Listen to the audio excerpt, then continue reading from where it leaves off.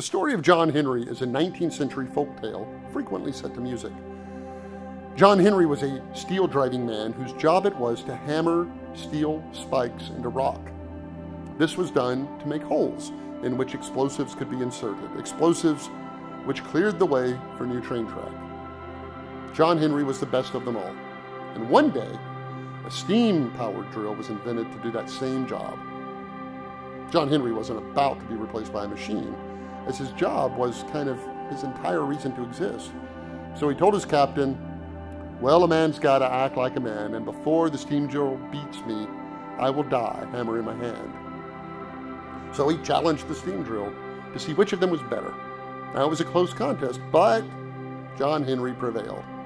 However, the work was so intense that John Henry collapsed and died on the spot immediately after the contest, hammer in his hand. And everyone said that, quote, John Henry died like a man. I learned the story of John Henry when I was 10 years old. And even then, I thought the whole story was crazy. Why didn't John Henry just get a job running the steam drill? He seems like he would have been a great candidate for that job, and it is bound to have paid a good deal better and been a whole lot easier. And the idea that John Henry's death was somehow noble struck me even as a child as ridiculous. I mean, he threw away his life to try to prove an unprovable point, that human muscle power would always exceed machine power. And finally, John Henry must have used tools, such as the hammer he died holding. He didn't insist on hammering spikes with his fist, now did he? So why would he object to a steam-powered hammer?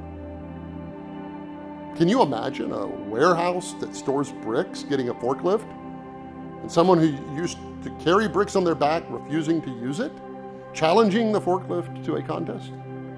Or a mathematician who would rather die with the slide rule in his hand than use the infernal new calculator? Of course not.